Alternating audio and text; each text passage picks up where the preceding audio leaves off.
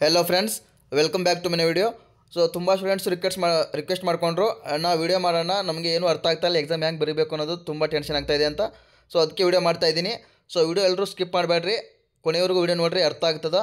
So first ಯಾವುದಪ್ಪ ಅಂದರೆ nursing foundation ತೊಗೋತೀನಿ. So ಇದ್ರ ಮೇಲೆ ನಾನು ಜಸ್ಟ್ ಎಲ್ಲನೂ ಹೇಳೋದಿಲ್ಲ, ಜಸ್ಟ್ 15 ಮಾರ್ಕ್ಸ್ ಮತ್ತು 5 ಮಾರ್ಕ್ಸ್ ಅದನ್ನು ಸ್ವಲ್ಪ ಎಕ್ಸ್ಪ್ಲೇನ್ ಮಾಡಿ ಹೇಳ್ಬಿಡ್ತೀನಿ. ಸೊ ಈ ಫಸ್ಟ್ ಏನಪ್ಪ ಅಂದರೆ ಇಲ್ಲಿ ನೋಡ್ಕೋಬೋದು 15 ಮಾರ್ಕ್ಸ್ ಯಾವುದಪ್ಪ ಅಂದರೆ ವೈಟಲ್ ಸೈನ್ಸು. ಸೊ ಈ ಚಾಪ್ಟರ್ ಮೇಲೆ ಏನೇನು ಕೇಳ್ಬೋದಪ್ಪ ಅಂದರೆ ಇಲ್ಲಿ ನಾನು ಹಾಕಿದ್ದೀನಿ ನೋಡಿರಿ, describe the physiology and regulation of body temperature. So ಈ ಚಾಪ್ಟರ್ ಮೇಲೆ ಯಾವ್ದು ಕೇಳ್ತಾರಪ್ಪ ಅಂದರೆ ಇದು ನಾನು ಬಾಡಿ ಟೆಂಪ್ರೇಚರ್ ಅಂತ ಹಾಕಿದ್ದೀನಿ. ಅದನ್ನು ಬಿಟ್ಟರೆ ಬಾಡಿ ಟೆಂಪ್ರೇಚರ್ ಏನಪ್ಪ ಅಂದರೆ ಒಂದು 5-6 ಸಲ ರಿಪೀಟ್ ಆಗೈತಿ. ಅಂದರೆ ನಿಮ್ಮದು question last previous year question paper ಅಂತಲ್ಲ, ಸೊ ಇಯರ್ ವೈಸ್ ಬ್ಯಾಚಲ್ಲಿ ಕೂಡ ಅದು ಕ್ವಶನ್ ಭಾಳ ಸಲ ರಿಪೀಟ್ ಆಗೈತಿ. ಸೊ ಅದು ಬಿಟ್ಟರೆ ಯಾವ್ದು ರಿಪೀಟ್ ಆಗ್ಯದಪ್ಪ ಅಂದರೆ ಇಲ್ಲಿ 4th ಕ್ವಶನ್ ನೋಡ್ಬೋದು, define blood pressure, systolic pressure and diastolic pressure, what are the factors affecting on blood pressure. ಇದನ್ನು ಕೂಡ ಭಾಳ ಇಂಪಾರ್ಟೆಂಟು. ಅದು ಬಿಟ್ಟರೆ ಡಿಫೈನ್ ಪಲ್ಸು. ಸೊ ಈ ಚಾಪ್ಟ್ರಲ್ಲಿ ಕೇಳಿದರೆ ಇವು ಇಷ್ಟು ನಾನು ಹಾಕಿರೋ ಕ್ವಶನ್ ಇಷ್ಟು ಬಿಟ್ಟು ಬೇರೆ ಯಾವುದು ಕೇಳೋದಿಲ್ಲ. ಸೊ ಇದನ್ನೇ ಪರ್ಫೆಕ್ಟಾಗಿ ಹೋಗ್ರಿ. ಸೊ ಇನ್ನೊಂದು ಏನಪ್ಪ ಅಂದರೆ ನೀವು describe the physiology and regulation of the body temperature. So questions same ಇರ್ತದೆ. ಸೊ ಏನಪ್ಪ ಅಂದರೆ ನೀವೇನು ಕನ್ಫ್ಯೂಸ್ ಆಗ್ತೀರಪ್ಪ ಅಂದರೆ ಇಲ್ಲಿ ನೋಡ್ಕೋಬೋದು, ಡಿಸ್ಕ್ರೈಬ್ ಇದ್ದಲ್ಲಿ ಎಕ್ಸ್ಪ್ಲೇನ್ ಇರ್ತದೆ, ಅಥವಾ ಎನ್ಲಿಸ್ಟ್ ಇರ್ತದೆ, ಅಥವಾ ಎಕ್ಸ್ಪ್ಲೇನ್ ಅಥವಾ ಅಲ್ಲಿ ಏನೇನೋ ಕೊಟ್ಟಿರ್ತಾರೆ. ಸೊ ಅದು ನೀವು ಅದನ್ನು ಅರ್ಥ ಮಾಡ್ಕೋಬೇಕು. ಅಲ್ಲಿ ರೆಗ್ಯುಲೇಷನ್ ಆಫ್ ಬಾಡಿ ಟೆಂಪ್ರೇಚರ್ ಇತ್ತಪ್ಪ ಅಂದರೆ ನೀವು ಬಾಡಿ ಟೆಂಪ್ರೇಚರ್ ಬಗ್ಗೆ ನಿಮಗೆ ಏನು ಗೊತ್ತೋ ಅದನ್ನು ಬರೆದ್ರೆ ಸಾಕು, ಮಾರ್ಕ್ಸ್ ಖಂಡಿತ ಕೊಡ್ತಾರೆ. ನಾನು ಓದ್ಕೊಂಡು ಬಂದಿದ್ದು ಬೇರೆ, ಇಲ್ಲಿ ಕೇಳಿದ್ದು ಬೇರೆ ಅಂದರೆ ನೀವೇನು ಬರೆಯೋದೇ ಇಲ್ಲ. ಸೊ ಅದಕ್ಕೆ ಏನು ಹೇಳಕತ್ತೀನಪ್ಪ ಅಂದರೆ ನೋಡ್ಕೋಬೋದು, ಇಲ್ಲಿ ಬಾಡಿ ಟೆಂಪ್ರೇಚರ್ ಅಲ್ಲಿ ಇತ್ತಪ್ಪ ಅಂದರೆ ನಿಮಗೆ ಬಾಡಿ ಟೆಂಪ್ರೇಚರ್ ಬಗ್ಗೆ ಏನು ಗೊತ್ತೋ ಅದನ್ನು ಬರೆದ್ರೆ ಸಾಕು, ಮಾರ್ಕ್ಸ್ ಕೊಡ್ತಾರೆ. ಸೊ ನೆಕ್ಸ್ಟ್ ಏನಪ್ಪ ಅಂದರೆ ಡಿಫೈನ್ ರೆಸ್ಪಿರೇಷನ್. ಇದನ್ನು ಕೂಡ ಸೇಮ್ ರೆಸ್ಪಿರೇಷನ್ ಇವಾಗ ರೆಗ್ಯುಲೇಷನ್ ಆಫ್ ರೆಸ್ಪಿರೇಷನ್ ಕೇಳ್ತಾರೆ, ಅಥವಾ ಪಿ ಎಚ್ನು ಕೇಳ್ತಾರೆ. ಸೊ ಅದ್ರ ಬಗ್ಗೆ ನಿಮ್ಗೆ ಏನು ಗೊತ್ತೋ ಅದನ್ನು ಬರೀಬಾರ್ದು. ಸೊ ನೆಕ್ಸ್ಟ್ ಇನ್ನೊಂದು ನೋಡ್ಕೋಬೋದು, explain the characteristics of respiration, what are the factors affecting respiration.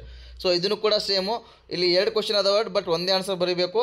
So ಇದನ್ನು ಜಾಸ್ತಿ ಫೋಕಸ್ ಮಾಡಬೇಡ್ರಿ, ಜಸ್ಟ್ ಇವು 4ನೇ ಕ್ವಶನು, 5ನೇ ಕ್ವಶನು ಮತ್ತು 1ನೇ ಕ್ವಶನ್ ಭಾಳ್ರಿ. ಮತ್ತು ಮತ್ತು ಇದರಲ್ಲಿ ಈ ಚಾಪ್ಟರ್ ಮೇಲೆ 4 ಕ್ವಶನ್ ರಿಪೀಟ್ ಮಾಡಬೇಕು, 1ನೇದು 2ನೇದು ಮತ್ತು 4ನೇದು 5ನೇದು. ಇಷ್ಟು ಕ್ವಶನ್ ನೀವು ರಿಪೀಟ್ ಮಾಡ್ಕೊಂಡ್ರೆ ಪರ್ಫೆಕ್ಟ್ ಆದರೆ ಸಾಕು. ಈ 4 ಬಿಟ್ಟು ಯಾವುದು ಕೇಳೋದಿಲ್ಲ ಚಾಪ್ಟರ್ ಮೇಲೆ ಕೇಳಿದ್ರು ಕೂಡ. ಸೊ ನೆಕ್ಸ್ಟ್ ಯಾವುದಪ್ಪ ಅಂದರೆ ನೆಕ್ಸ್ಟ್ 5 ಮಾರ್ಕ್ಸಿಂದ ಯಾವುದಪ್ಪ ಅಂದರೆ ಇಲ್ಲಿ ನೋಡ್ಕೋಬೋದು, comfort, rest and sleep and pain. ಇದು 5 ಮಾರ್ಕ್ಸ್ಗೆ 1 ಕ್ವಶನ್ ಕೇಳ್ತಾರೆ. ಸೊ ನೋಡ್ಕೋಬೋದು, ಇದರಲ್ಲಿ ಇಂಪಾರ್ಟೆಂಟ್ ವೆರಿ ಇಂಪಾರ್ಟೆಂಟ್ ಯಾವುದಪ್ಪ ಅಂದರೆ ರೆಸ್ಟ್ ಆ್ಯಂಡ್ ಸ್ಲೀಪ್. ಇದು ಭಾಳ ಸಲ ರಿಪೀಟ್ ಆಗೈತೆ, ಒಂದು 10 ಸಲ 10-12 ಸಲ ಆದರೂ ರಿಪೀಟ್ ಆಗೈತೆ. ಪ್ರತಿ ವರ್ಷ ಕೇಳೋ ಕ್ವಶನ್ ಇದು, ಲಾಸ್ಟ್ ಇಯರ್ ಕೂಡ ರಿಪೀಟ್ ಆಗೈತೆ. ಸೊ ಸ್ಲೀಪ್ ಬಗ್ಗೆ ಸ್ವಲ್ಪ ಓದ್ಕೊಂಡು ಹೋಗಲೇಬೇಕು, ಯಾಕಂದರೆ ಅದು ಕನ್ಫರ್ಮ್ ಕ್ವಶನ್ ಅಂತ ಹೇಳಲ್ಲ, ಬಟ್ ಏನಪ್ಪ ಅಂದರೆ ಭಾಳ ಸಲ ರಿಪೀಟ್ ಆಗೈತಿ. ಸೊ ಅದನ್ನು ಕರೆಕ್ಟಾಗಿ ಪರ್ಫೆಕ್ಟಾಗಿ ಹೋಗ್ರಿ. ಸೊ ಅದು ಬಿಟ್ಟರೆ ಯಾವ್ದು ಕೇಳ್ತಾರಪ್ಪ ಅಂದರೆ ಇಲ್ಲಿ ನೋಡ್ಕೋಬೋದು, describe the nursing management of pain. ಇಲ್ಲಿ 3 ಕ್ವಶನ್ಸ್ ಅದಾವ, ಇಲ್ಲಿ ಕನ್ಫ್ಯೂಸ್ ಆಗಬೇಡ್ರಿ. ಇಲ್ಲಿ describe the nursing management of pain ಅದ, discuss the nursing interventions of pain ಐತೆ, what are the nursing responsibilities in management of pain. ಇವು 3 ಕ್ವಶನ್ ಕೇಳಿದ್ರು ಅದಕ್ಕೆ ಒಂದೇ ಆನ್ಸರ್ ಬರೀಬೇಕು. ಸೊ ನಿಮಗೆ ಪೇನ್ ಬಗ್ಗೆ ಏನು ಗೊತ್ತೋ ಅದನ್ನು ಬರೆದ್ರೆ ಸಾಕು. ಇಲ್ಲಿ 5ನೇ ಕ್ವಶನ್ ಕೂಡ ಸೇಮ್ ಪೇನ್ ಬಗ್ಗೆನೇ ಕೇಳ್ಯಾರ. ಸೊ ನಿಮ್ಮ 4ನೇ ಕ್ವಶನು 5ನೇ ಕ್ವಶನ್ ಡಿಫ್ರೆನ್ಸ್ ಇಲ್ಲ, ನಿಮ್ಮ ಪೇನ್ ಬಗ್ಗೆ ಏನು ಗೊತ್ತೋ ಅದನ್ನು ಬರೆದ್ರೆ ಸಾಕು, ಮಾರ್ಕ್ಸ್ ಕೊಡ್ತಾರೆ.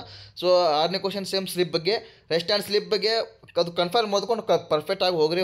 ಸ್ಲಿಪ್ ಬಗ್ಗೆ ಮಿಸ್ ಮಾಡಬೇಡ್ರಿ ಯಾರು, ಯಾಕೆಂದರೆ ಅದು very important questions. So next ಯಾವುದಪ್ಪ ಅಂದರೆ ಇದು ಫಸ್ಟ್ ಏಡ್. ಇದ್ರ ಮೇಲೆ 5 ಮಾರ್ಕ್ಸ್ಗೆ 1 ಕ್ವಶನ್ ಕೇಳ್ತಾರೆ. ಸೊ ಇದರಲ್ಲಿ ಯಾವ್ದು ಕೇಳ್ಬೋದಪ್ಪ ಅಂದರೆ ಇದರಲ್ಲಿ ನೋಡ್ಕೋಬೋದು, explain the first aid management of food poisoning. ಇದು ಭಾಳ ಸಲ ರಿಪೀಟ್ ಆಗೈತಿ, ಇದೊಂದು ಸಲ ಓದ್ಕೊಂಡು ಪರ್ಫೆಕ್ಟಾಗಿ ಹೋಗ್ರಿ. ಸೊ ಇನ್ನೊಂದು ಬಿಟ್ಟರೆ 7th question, right short note on NDMA. So ಇದನ್ನು ಕೂಡ NDMA ಫುಲ್ ಫಾರ್ಮ್ ಏನಪ್ಪ ಅಂದರೆ national disaster management authority. So ಇದ್ರೂ ಕೂಡ ಒಂದು 5 ಮಾರ್ಕ್ಸಿಗೆ ಕೇಳ್ಬೋದು. ಸೊ ಪರ್ಫೆಕ್ಟಾಗಿ ಹೋಗ್ರಿ. ಅದು ಬಿಟ್ಟರೆ 4th question, write note on haemorrhoids. So ಅದು ಕೂಡ ಕೇಳ್ಬೋದು. So insect bite 2nd question. So perfect ಆಗಿರಿ. ನಾನು ಮುಂಚೆ ಗ್ರೂಪಲ್ಲಿ ಕೂಡ ಇನ್ಫಾರ್ಮ್ ಮಾಡಿದ್ದೀನಿ. ನಾನು PDF ಕಳಿಸಿರೋದು ನ್ಯೂಟ್ರಿಷನ್ ಮತ್ತು ಬಯೋಕೆಮಿಸ್ಟ್ರಿ ಮತ್ತು ಫೌಂಡೇಶನ್, ಇವೆರಡು PDF ನೀವು ಪರ್ಫೆಕ್ಟಾಗಿ ಹೋದರೆ ಸಾಕು, ಕನ್ಫರ್ಮ್ ಪಾಸ್ ಆಗ್ತೀರಾ ಅಂತ. ಸೊ ಒಂದು ಸಲ ಕರೆಕ್ಟಾಗಿ ನೋಡ್ಕೊಂಡು ಹೋಗ್ರಿ. ಮತ್ತು ನೆಕ್ಸ್ಟ್ ಯಾವುದಪ್ಪ ಅಂದರೆ ಹೆಲ್ತ್ ಅಸೆಸ್ಮೆಂಟು. ಸೊ ಇದರಲ್ಲಿ ಏನಪ್ಪ ಅಂದರೆ ಅಸೆಸ್ಮೆಂಟ್ ಬಗ್ಗೆ ಬಿಟ್ಟು ಏನು ಕೇಳೋದೇ ಇಲ್ಲ. ಸೊ ನಾನು ಒಂದೇ ಹೇಳಕ್ಕೆ ಇಷ್ಟಪಡ್ತೀನಿ, ನಿಮಗೆ ಅಸೆಸ್ಮೆಂಟ್ ಬಗ್ಗೆ ಏನು ಗೊತ್ತೋ ಅದನ್ನು ಬರೆದ್ರೆ ಸಾಕು, ಮಾರ್ಕ್ಸ್ ಕೊಡ್ತಾರೆ. ಸೊ ನೀವು ಇಲ್ಲಿ ಅವ್ರು ಬೇರೆದು ಕೇಳ್ತಾರೆ, ಇದು ಬೇರೆದು ಕೇಳ್ತಾರೆ ಅಂದರೆ ನೀವು ಹಂಗೆ ಸುಮ್ಮನೆ ಕೂತಿರೋ ನಿಮ್ಮ ಟೈಮ್ ಕೂಡ ವೆಸ್ಟು. ಸೊ ಫಿಸಿಕಲ್ ಎಕ್ಸಾಮಿನೇಷನ್ ಸ್ವಲ್ಪ ಅದ್ರ ಬಗ್ಗೆ ನೋಡ್ಕೊಂಡು ಹೋಗ್ರಿ. ಅದು ಬಿಟ್ಟರೆ ಹೆಲ್ತ್ ಅಸೆಸ್ಮೆಂಟ್, ಇವೆರಡು ಬಿಟ್ಟರೆ ಈ ಚಾಪ್ಟರ್ ಮೇಲೆ ಅಸೆಸ್ಮೆಂಟ್ ಬಗ್ಗೆ ಮತ್ತು ಫಿಸಿಕಲ್ ಎಕ್ಸಾಮಿನೇಷನ್ ಬಗ್ಗೆ ಬಿಟ್ಟರೆ ಏನೂ ಕೇಳೋದೇ ಇಲ್ಲ. ಸೊ ಓದ್ಕೊಂಡು ಹೋಗ್ರಿ. ಸೊ ಇನ್ನೊಂದು ಏನಪ್ಪ ಅಂದರೆ ಇಂಪಾರ್ಟೆಂಟ್ ಕ್ವಶನ್ ಇಲ್ಲಿ ನೋಡ್ಕೋಬೋದು, what information nurse collecting during physical examination of patient. So patient ಕಡೆಯಿಂದ ಏನೇನು ಡಾಟಾ ಕಲೆಕ್ಟ್ ಮಾಡ್ಕೋತಾರೆ ಅದೊಂದು ಮೀನ್ಸ್ ಅದರ ಅರ್ಥ. ಸೊ ಅದೆಲ್ಲ ಬರೀಬೇಕು, ಎಕ್ಸ್ಪ್ಲೇನ್ ಮಾಡಬೇಕು. ಸೊ ನೆಕ್ಸ್ಟ್ ಈ ಚಾಪ್ಟರ್ ಮೇಲೆ ಏನಪ್ಪ ಅಂದರೆ ಇಷ್ಟು ಅಸೆಸ್ಮೆಂಟ್ ಬಗ್ಗೆ ಬಿಟ್ಟರೆ ಫಿಸಿಕಲ್ ಎಕ್ಸಾಮಿನೇಷನ್ ಬಗ್ಗೆ ಬಿಟ್ಟು ಏನೂ ಕೇಳೋದಿಲ್ಲ. ಸೊ ಕರೆಕ್ಟಾಗಿ ಓದ್ಕೊಂಡು ಹೋಗ್ರಿ. ಸೊ ನೆಕ್ಸ್ಟ್ ಏನಪ್ಪ ಅಂದರೆ ನರ್ಸಿಂಗ್ ಪ್ರೊಸೆಸ್. ಈ ಚಾಪ್ಟರ್ ಮೇಲೆ ಈಸಿಯಾಗಿ ನಿಮಗೆ ಹೇಳ್ಬಿಡ್ತೀನಿ. ಈ ಚಾಪ್ಟರ್ ಮೇಲೆ ನಿಮಗೆ 4 ಕ್ವಶನ್ ಬಿಟ್ಟು ಯಾವ ಕ್ವಶನ್ ಕೇಳೋದಿಲ್ಲ. ನಾನು ಹಾಕಿದ್ದೀನಿ ಆಲ್ರೆಡಿ. ಡಿಫೈನ್ ಕ್ರಿಟಿಕಲ್ ಥಿಂಕಿಂಗು ಇದು ಒಂದು important.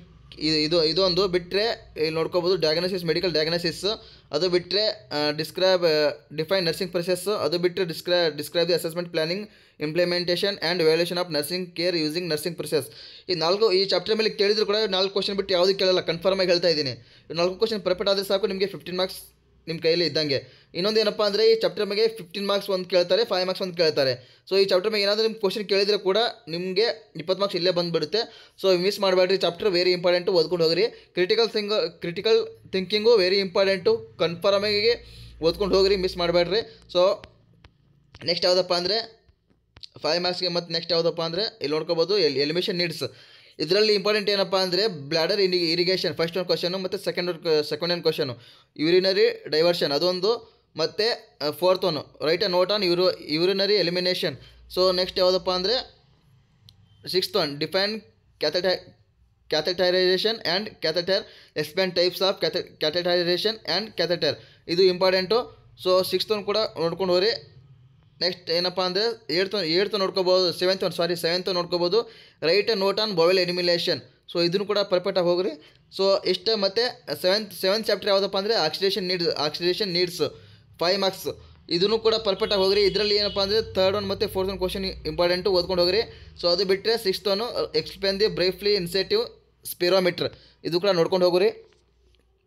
So next unit 9 administration of medications.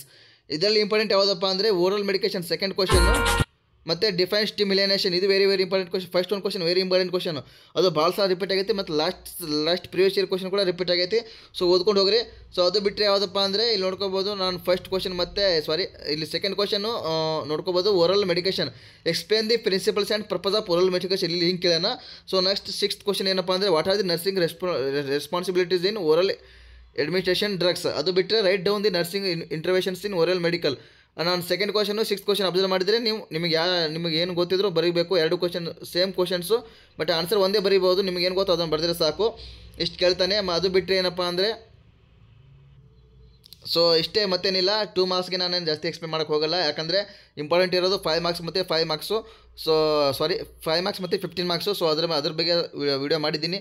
ಜಾಸ್ತಿ ವೀಡಿಯೋ ಮಾಡ್ತಾ ಹೋದರೆ ಲಾಂಗ್ ಆಗುತ್ತಾ. ಸೊ ಇವಾಗ ನ್ಯೂಟ್ರಿಷನ್ ಮತ್ತು ಬಯೋಕೆಮಿಸ್ಟ್ರಿ ಕೂಡ ಹೇಳ್ತೀನಿ. ವೀಡಿಯೋ ಯಾರು ಸ್ಕಿಪ್ ಮಾಡಬೇಡ್ರಿ, ಇಲ್ಲಾಂದರೆ ಅದು ಬೇರೆ ವೀಡಿಯೋ ಮಾಡಿ ಹೇಳ್ತೀನಿ, ನೆಕ್ಸ್ಟ್ ವೀಡಿಯೋದಲ್ಲಿ ಹೇಳ್ತೀನಿ. ಇದು ವೀಡಿಯೋ ಲಾಂಗ್ ಆಗುತ್ತಾ. ಸೊ ವಿಡಿಯೋ ಯಾರು ನಿಮ್ಮ ಫ್ರೆಂಡ್ಸ್ಗೂ ಶೇರ್ ಮಾಡಿರಿ. ಯಾಕಪ್ಪ ಅಂದರೆ ತುಂಬ ಜನಕ್ಕೆ ಟೆನ್ಷನ್ ಆಗ್ತಾ ಇರ್ತದೆ. ಏನಿಲ್ಲ, ಜಸ್ಟ್ ಏನಪ್ಪ ಅಂದರೆ ನೀವು ನಾನು ಹೇಳಿದ್ದು ಜಸ್ಟ್ ಇವಾಗ ನಾನು ಏನು ಹೇಳಿದ್ದೀನಿ ಅದನ್ನು ಫೋಕಸ್ ಮಾಡಿದರೆ ಸಾಕು.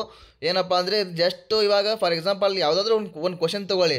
ಇವಾಗ ಫಾರ್ ಎಕ್ಸಾಂಪಲ್ ನಾನೇ ಲಾಸ್ಟ್ ಒಂದು ಎಕ್ಸಾಂಪಲ್ ಕೊಟ್ಟು ಇವಾಗ ಏನಪ್ಪ ಅಂದರೆ ಇಲ್ಲಿ ನೋಡ್ಕೋಬೋದು define a nurse and define physiology of nursing. ಇದು ಬೇಡ, 15 ಮಾರ್ಕ್ಸ್ಗೆ ಒಂದು ಎಕ್ಸಾಂಪಲ್ ಕೊಡ್ತೀನಿ. ಇಲ್ಲಿ ನೋಡ್ಕೋಬೋದು describe the physiology and regulation of body temperature. ಇವಾಗ ಇಲ್ಲಿ ಡಿಸ್ಕ್ರೈಬ್ ಕೊಟ್ಟಾನ, ಫಿಸಿಯಾಲಜಿ ಕೊಟ್ಟಾನ, ಮತ್ತು ರೆಗ್ಯುಲೇಷನ್ ಆಫ್ ಬಾಡಿ ಟೆಂಪ್ರೇಚರ್ ಕೊಟ್ಟಾನ. ಇವಾಗ ನಿಮಗೆ ಎಕ್ಸಾಂಪಲ್ ಏನಪ್ಪ ಅಂದರೆ ಬಾಡಿ ಟೆಂಪ್ರೇಚರ್ ಕೊಡ್ತಾನೆ, ಬಟ್ ಅಲ್ಲಿ ಡಿಸ್ಕ್ರೈಬ್ ಫಿಸಿಯಾಲಜಿ ಇದ್ದಲ್ಲಿ ಬೇರೆ ಏನಾದರೂ ಕೊಡ್ತಾನೆ ಅವನು.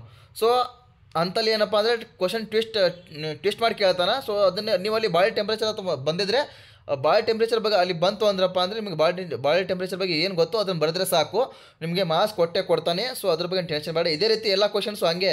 ಇವಾಗ ಫಾರ್ ಎಕ್ಸಾಂಪಲ್ ನೀವು ಡಿಫೈನ್ ಎಕ್ಸ್ಪ್ಲೇನು ಎನ್ಲಿಸ್ಟ್ ಅದೆಲ್ಲ ಬೇರೆ ಕೊಟ್ಟಿರ್ತಾನೆ, ಬಟ್ ರೆಸ್ಪಿರೇಷನ್ ಅಂತ ಒಂದು ವರ್ಡ್ ಕೊಟ್ಟಿರ್ತಾನೆ. ಆ ವರ್ಡ್ ಅಲ್ಲಿ ಬಂದಿರ್ತಂದ್ರೆ ಸಾಕು, ನಿಮಗೆ ಆ ವರ್ಡ್ ಬಗ್ಗೆ ಏನು ಗೊತ್ತೋ ಅದನ್ನು ಬರೆದ್ರೆ ಸಾಕು, ಮಾರ್ಕ್ಸ್ ಕೊಡ್ತಾನೆ. ಸೊ ಇನ್ನೊಂದೇನಪ್ಪ ಅಂದರೆ 15 ಮಾರ್ಕ್ಸ್ಗೆ 7 to 8 ಪೇಜ್ ಬರೀರಿ. 10 ಮಾರ್ಕ್ಸ್ಗೆ ಏನಪ್ಪ ಅಂದರೆ 5 ಪೇಜಸ್ ಬರೀಬೇಕು ಕಂಪಲ್ಸರಿ, ಮತ್ತು 5 ಮಾರ್ಕ್ಸ್ಗೆ 3 ಪೇಜಸ್ಸು. 2 ಮಾರ್ಕ್ಸ್ಗೆ ಕರೆಕ್ಟ್ ಆನ್ಸರ್ ಇದ್ದರೆ 4 ಏನಿದ್ರೂ ಪರವಾಗಿಲ್ಲ, ಕರೆಕ್ಟ್ ಆನ್ಸರ್ ಇದ್ದರೆ ಸಾಕು. ಅಥವಾ ನಿಮ್ಮದೇ ಓನ್ ಆನ್ಸರ್ ಇದ್ದರೆ ಮಿನಿಮಮ್ ಒಂದು ಹಾಫ್ ಪೇಜ್ ಅಥವಾ ಒಂದು ಪೇಜ್ ಆದರೂ ಬರೀರಿ, ಮಾರ್ಕ್ಸ್ ಕೊಡಲ್ಲ ಅಂತಲ್ಲ.